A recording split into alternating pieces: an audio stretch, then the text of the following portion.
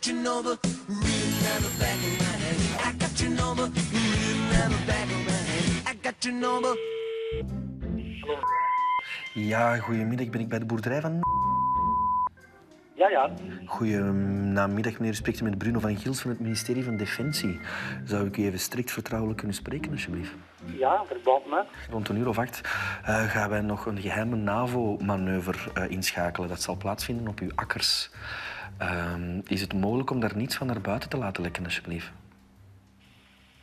Ja, is dat een grap of wat? Nee, dat is geen grap, meneer. Dat is eigenlijk iets dat altijd op het laatste moment strikt vertrouwelijk, top secret beslist wordt bij ons kabinet. Om onze manschappen natuurlijk fris te houden en scherp te houden. Ja, maar hier, de weg is afgesloten, je kunt er niet binnen. Ah, dat is perfect. Dat is zeer goed. Dan is het nog een extra hindernis voor onze manschappen, meneer.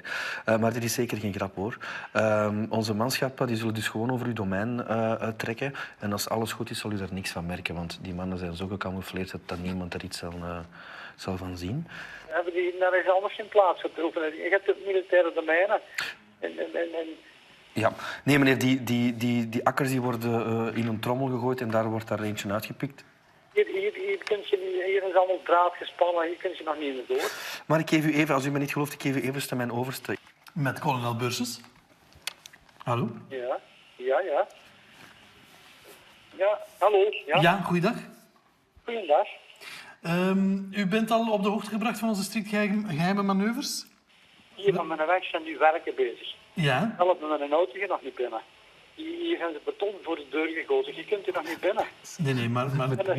Heel met de mijn is afgesloten met draad van 2 meter. Ja, maar dat is juist ideaal voor onze manschappen, hè? Anders geraken ze niet geoefend.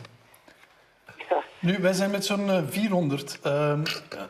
Ik zou willen vragen, is het mogelijk om eventueel een klein hapje te voorzien? Een hapje. Ik moet zelfs nog eten maken, man. Ik snap dat het voor u een beetje onverwacht is allemaal. Maar ja, volgens onze grondwet moet u wel medewerking verlenen aan dergelijke manoeuvres. Hè. Dat is nogal een oude grondwet op dat vlak. Dat besef ik ook. Dus, maar strikt genomen zouden we dat als landverraad kunnen beschouwen. Oh, en staan er straffen op? Ja, maar op zich, u mag ook weigeren. Dat staat ook in de grondwet. Normaal zouden we dat schriftelijk moeten regelen. Maar als u gewoon even... we kunnen dat tegenwoordig ook telefonisch regelen. Dus als u mij gewoon even herhaalt en zegt ik hou van mijn land, maar vanavond lukt echt niet, dan is dat in orde. Allee, ik hou van mijn Ik land. neem dat gewoon even op en als u dat even herhaalt, dan is dat in orde voor mij. Dan kan ik deze zaak ook verder afhandelen in dat dossier rond. Oké? Of in mijn land en vanavond is het niet nodig. Goed, meneer. Allee, goedenavond. Hè.